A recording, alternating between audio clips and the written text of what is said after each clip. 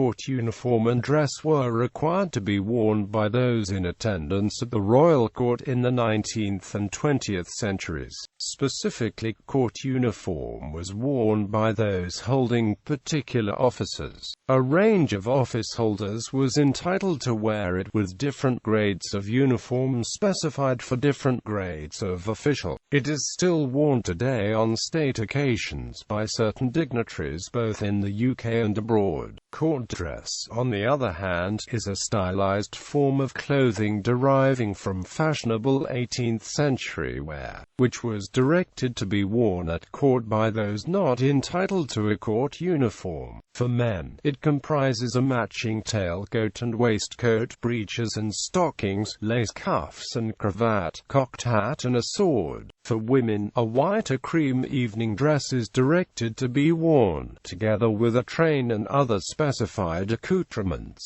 Male court dress is still worn today as part of the formal dress of judges and Queen's Counsel, and is also worn by certain Lord Mayors, parliamentary officials, and high sheriffs of counties. Female court dress was at one time required wear for debutantes being presented at court, but it ceased regularly to be worn after the Second World War. Precise descriptions, both of court uniform and of court dress, were laid down in an official publication called Dress Worn at Court, which was published by the Lord Chamberlain's office. The 1937 edition remains authoritative for those rare circumstances in which court uniform or court dress are still required. Men's court dress. Court dress was worn by all men not entitled to court uniform or military uniform on occasions of state where such were customarily worn. Such occasions are now rare, but formerly they included state balls, evening state parties, courts and levecuties. It is still worn today, to a very limited extent, in courts of law and by certain parliamentary and other office holders. The last time it was worn by people in significant numbers was at the coronation in 1953. It consists of a tailcoat with matching waistcoat and breeches, lace cuffs and jabot silk stockings, buckled shoes, cocked hat, white gloves, and a sword. At one time suits of various colors were to be seen, often with gold or silver embroidery, but black is now the predominant color, and has been since the 19th century. Origins and development. Peers' robes were worn over normal dress, which gradually became stylized as the court suit. It was only from the late 18th century that court dress became fossilized. By the early to mid-18th century, velvet was largely confined to court dress. Court dress was obligatory in Westminster Abbey for all not wearing official or lordly apparel. During the 17th century, gentlemen's court dress was largely determined by two related influences: the retention of outdated styles, producing a distinctive form of dress, and an interest in military uniform. The first produced the court suit, a coat with tails, waistcoat and knee breeches worn with silk stockings, and a formal court sword with a cut steel hilt and embellishments, and bicorn hat. The court suit has undergone a number of changes since the 18th century. However, apart from changes in the cut of the sleeves and shoulders, there was little basic alteration until the third quarter of the 19th century. In the 18th century, dress worn at court comprised gold and silver stuff, brocades, velvets and cloth coats. They were always embroidered, and worn with waistcoats generally of a different color: gold or silver brocade, damask, silk or satin, heavily embroidered or laced in silver or gold. For the 1730s at least, cloth was popular for court wear. By the 1780s, dress was established as dark cloth or velvet, embroidered in silk or metal, single-breasted silk waistcoat, with the fronts curved away. The 19th century. From 1810, the Lord Chamberlain laid down regulations for court dress. In the 19th century, court dress coats were commonly black, brown, dark green, purple, or blue. Breeches matched, or could be silk of a similar color. The coat, and sometimes the breeches, were embroidered. The waistcoat was generally white satin, sometimes embroidered. These were worn with white silk stockings, black shoes with shoe buckles, and sword. A wig bag was found on the back of the neck. A crescent-shaped chapeau-bras, known as an opera hat, developed in the 1760s-70s from the three-cornered hat. In the second decade of the 19th century, this hat became known simply as the cocked hat. In the 1830s-40s, the full court dress was sometimes decorated with embroidery, and sometimes not.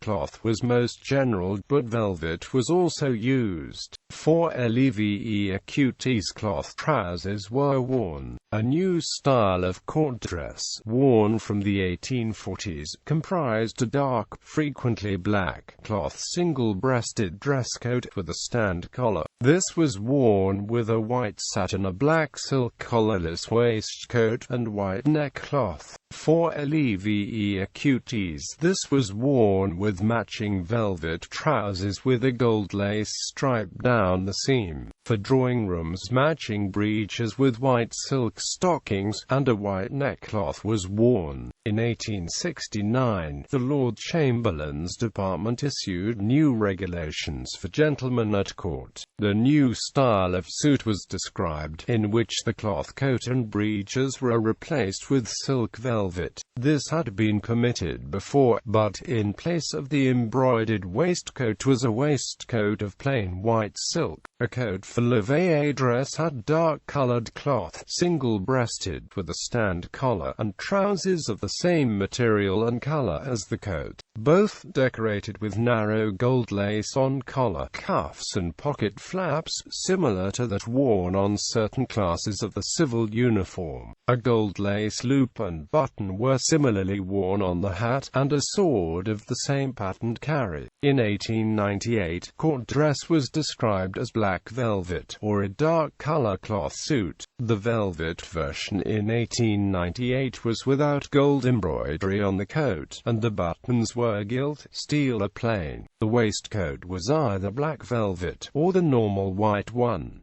Trousers were of velvet. Hats were as for the cloth version, that is beaver, a silk cocked hat with black silk cockade, but the loop and buttons were gilt or steel, and there was no lace. The sword was gilt or steel with silk shoulder belt. A white neckcloth was worn. When breeches were worn, they were black velvet with black silk hose. Gilt or steel buckled shoes were worn. The velvet suit was all black. The cloth coat in 1898 had embroidery on collar, cuffs and pocket flaps, was specified as similar to fifth-class civil uniform. Closing parenthesis. The buttons were convex gilt with mounted crown in relief. Gold lace striped trousers, a white breeches, black or white silk stockings, gilt buckled shoes. Beaver, a silk cocked hat with black silk cockade, gold lace loop and buttons. Sword same as civil, suspended by a silk shoulder belt worn underneath the waistcoat. White neckcloth.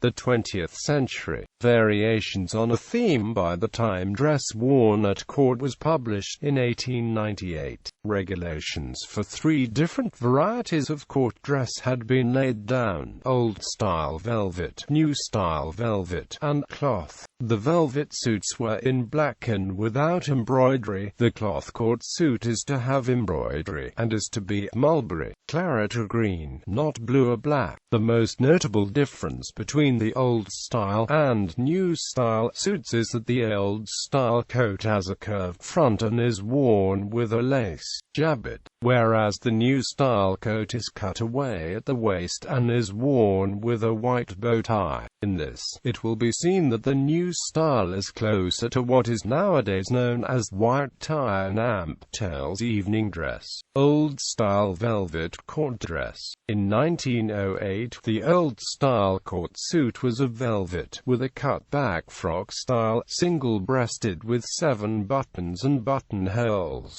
But the coat was actually fastened edge to edge on the chest by a hook and eye. There were 6 buttons at the back, 2 extra halfway down the tails. A black silk flash, a wig bag, and lace frill and ruffles were worn. A white satin, a black silk waistcoat was worn, which was no longer to be embroidered. The breeches were black velvet, with 3 steel buttons and steel buckles at the knee. Black silk stockings, black patent leather shoes with steel buckles, black silk beaver hat, steel hilt sword and black scabbard and white gloves completed the dress. At LEVEQT's velvet trousers with patent leather military boots were worn. In 1912, the old-style pointed pocket flaps were to have 3 buttons. The waistcoat has pointed pocket flaps and 3 buttons under each, skirted fronts. The sword is of sling type, with slings instead of a frog on the black silk waistband. New style velvet court dress. By 1908, the new style court dress was described as being a single-breasted black silk velvet coat, worn open but with 6 buttons, a stand collar, gauntlet cuffs, 4 buttons at back, 2 at center waist, 2 at bottom of tails. It was lined with black silk, except for the tail, which was white. Buttons were cut steel. The waistcoat was white satin or black silk. Breeches were black velvet, with 3 steel buttons and steel buckles at the knee. Black silk stockings, black patent leather shoes with steel buckles, black silk beaver hat, steel hilt sword and black scabbard. Belt under waistcoat, white gloves, white bow tie completed the dress. At LEVEQT's velvet trousers with patent leather military boots were worn. The regulations for 1912 were substantially the same as in 1908. The only difference for the new style was that the pocket flaps were to have the 3 points on the waist seams. The coat lined with white silk, tails with black lining. Trousers were now not allowed at LEVEQT's. The hat has a steel loop as a black silk cockade, a rosette sword belt, a black silk waist belt under the waistcoat, with blue velvet frog. At LEVEQT's one could wear with the velvet a cloth dress, a black very dark Inverness cape, or a long full dark overcoat. In 1937, the final edition of Dress Worn at Court was published. The new style velvet court dress included a white satin waistcoat, or a new optional black velvet waistcoat. The cocked hat is described as beaver silk being omitted. The shirt was to be as worn with evening dress, soft front with stiff white cuffs. Trousers were still prohibited. Cloth court dress. In 1908, a dark cloth suit was worn for courts and evening parties. This was mulberry, claret, or green, but not black or blue. It was single-breasted, worn open but with 6 gilt buttons and dummy buttonholes. There was a stand collar, gauntlet cuffs, 2 buttons at back center waist, and 2 at bottom of tails. Gold embroidery was on the collar, cuffs, and pocket flaps as for the 5th class. There were matching breeches, gilt-buckled, a white corded silk Marcella waistcoat with 4 small gilt buttons. Stockings, tie, gloves, shoes, and hat were as for the new style, but gilt buckles were added to the shoes, and a gold loop on the hat. The sword was court dress with gilt hilt, in a black scabbard, gilt mounted, with gold knot. At LEVEQT's, trousers were worn instead of breeches to match the coat, and patent leather military boots. In 1912 the cloth court dress is still described as embroidered on the collar, cuffs and pocket flaps as for 5th class. Buttons are gilt, convex, mounted with the imperial crown. Matching cloth trousers with rose 5/8 inch wide gold lace. By 1937 the cloth coat was decorated with gold embroidery similar to the edge of a privy councillor's uniform coat. Closing parenthesis. Alternative court dress. In 1924 white evening dress was given official status as an alternative court dress for use on state occasions.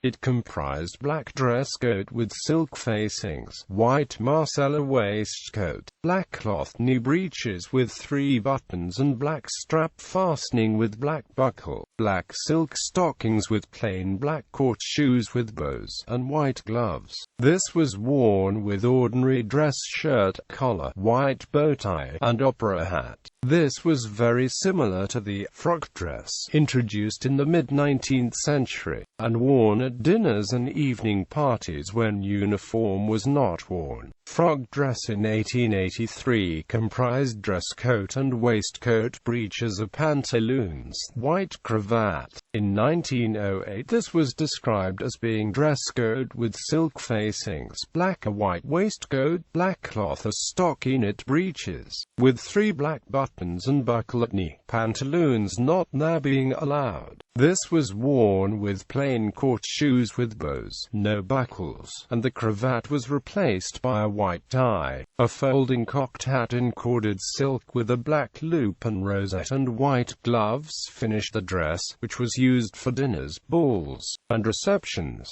In 1912, the frock coat was the same, except that the hat was now an opera hat. In 1929 and 1937, this was substantially the same, except that a stiff evening dress shirt and a winged collar were added, and opera hat omitted. In the Army and Navy Stores catalogue of 1939, this dress is described as the new pattern cloth evening dress. Official sanction of frock dress as an alternative to court dress coincided with the election of Britain's first Labour government. Similarly, for the 1937 coronation, gentlemen were firmly instructed to wear full dress uniform or full velvet court dress, but a note in the Gazette reveals that members of the House of Commons may obtain particulars of alternative dress from the Speaker's secretary, and likewise representatives of trade unions and friendly societies may apply for information as to the dress to the Earl Marshal's office.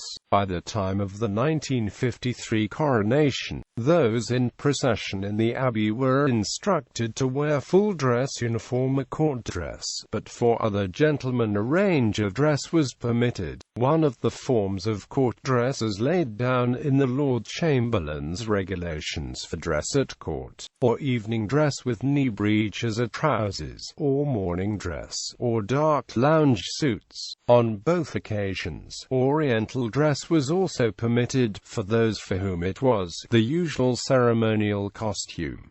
The 21st century. In the 21st century, old-style velvet court dress has become the distinctive garb of high sheriffs. Male members of the royal family continue to wear alternative court dress for the annual diplomatic reception at Buckingham Palace. Varieties of court dress continue to be worn by senior legal professionals, and by certain parliamentary and other officials. Legal and other variations. Legal court dress. There were slight variations in the velvet and cloth court suits in the case of the judiciary and the legal profession in 1937. This is worn still by legal persons, and by some parliamentary officials. It is a single-breasted cloth or velvet coat, of cut-back front style, with 7 buttons, although actually fastened edge to edge on the chest by a hook and eye arrangement. There are 6 buttons at the back, with 2 extra halfway down the tails.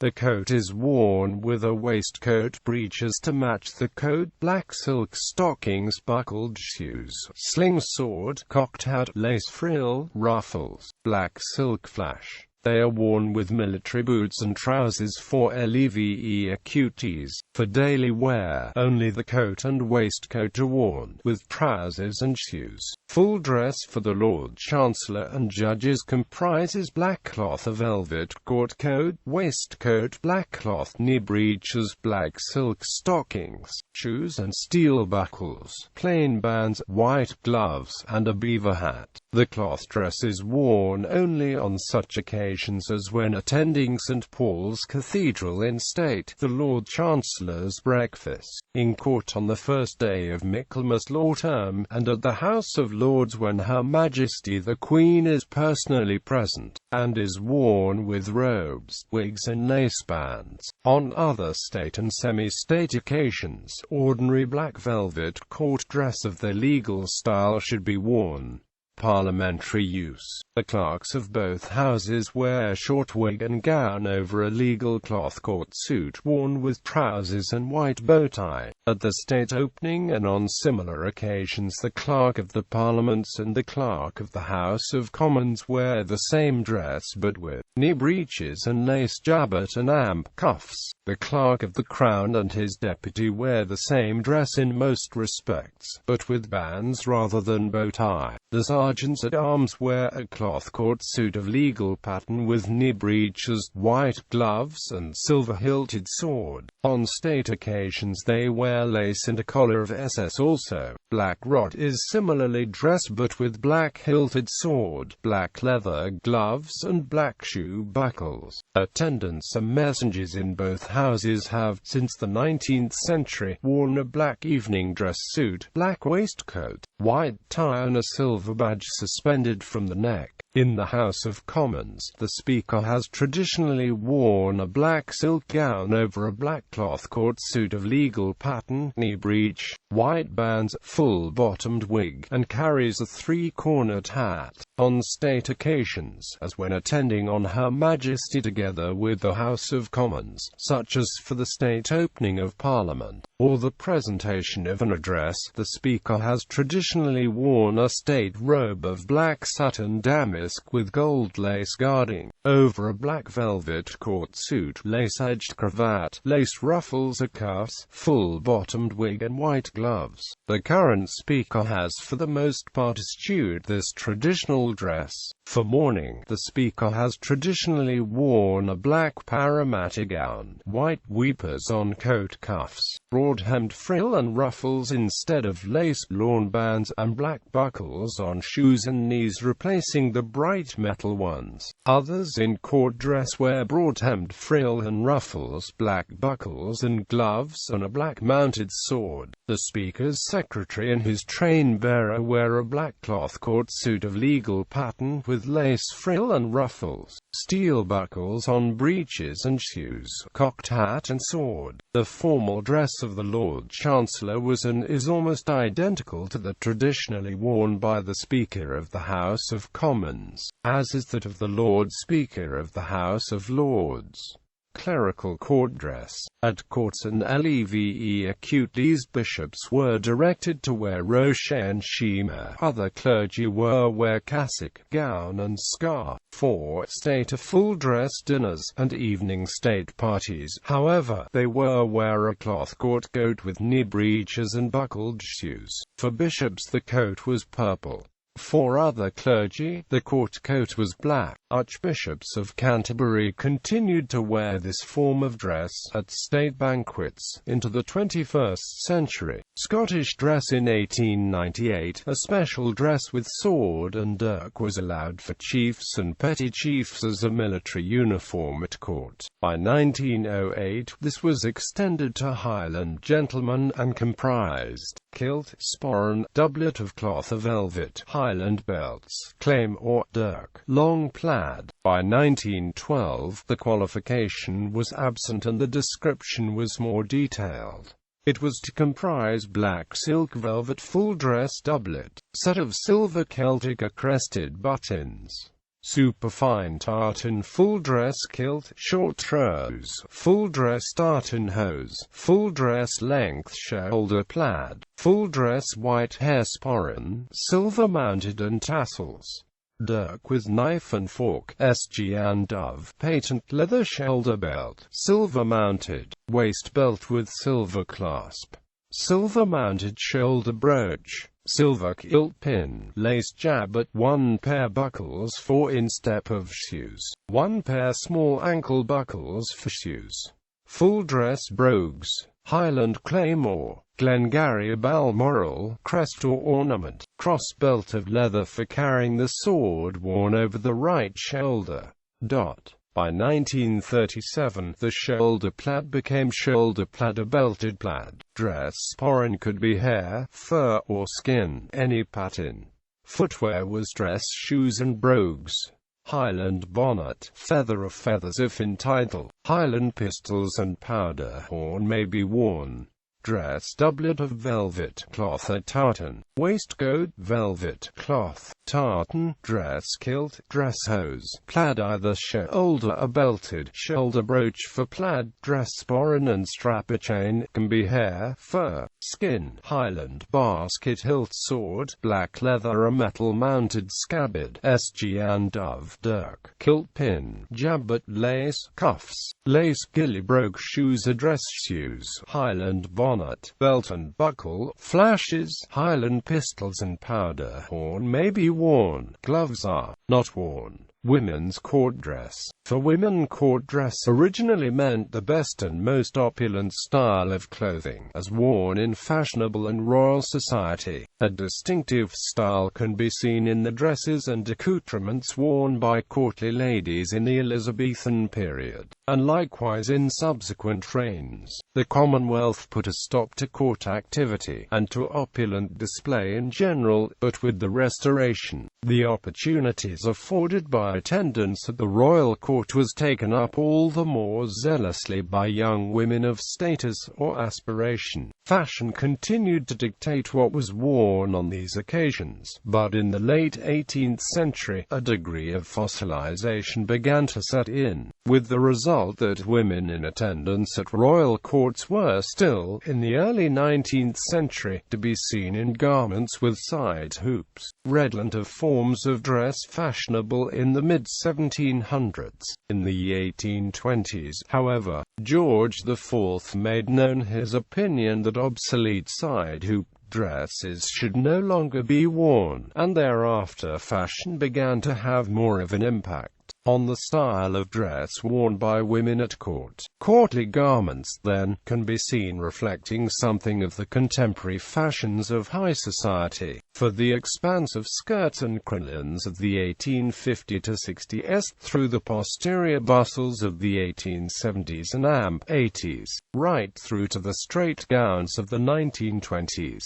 Some details of court dress, though, were more or less invariable. Moreover, from the late 18th century, what was worn at court had been subject to a degree of regulation, and this helped standardize certain features. Most noticeably, court dresses are expected to have a sizable train attached. Trains were required to be a minimum of 3 yards in length. In the late 1800s, a length of 15 yards was not unusual. The dress itself was expected to be long and low-cut. The prescribed headwear was also distinctive. Ostrich feathers were to be worn, a style which had its origin in fashionable 18th century day wear. In addition, a short veil was worn, and or lace lappets. By the end of the 19th century, the main occasions at which court dresses were worn were those at which debutantes were presented to the Queen. In the 20th century, occasions for full court dress diminished. It was still required wear for ladies attending the 1937 coronation, but in 1953, ladies attending the coronation were directed to wear evening dresses or afternoon dresses, with a light veiling falling from the back of the head. Tiaras may be worn, no hats. Court presentations continued, except during wartime, but they gradually became less opulent. In the post-war 1940s, evening courts were replaced with afternoon presentations, and with that, the donning of full court dress ceased to be a rite of passage for young women taking the place in society.